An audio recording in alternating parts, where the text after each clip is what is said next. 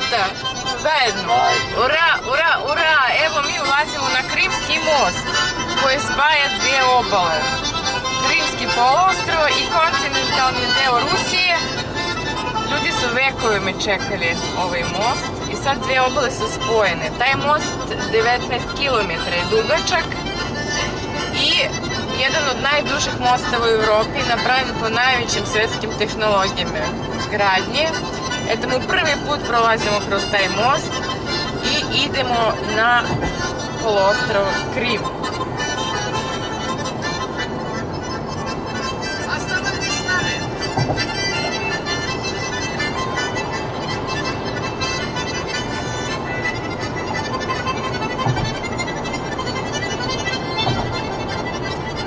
Sa jedne strane most spaja dvije obale i tu su dva mora, Azovsko more i Crno more.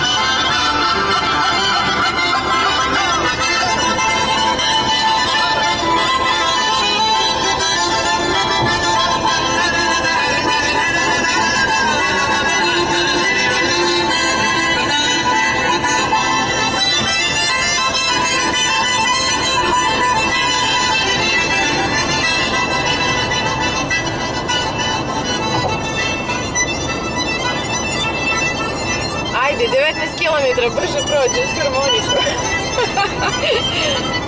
Prošli smo 3,6 km. Ostalo još malo.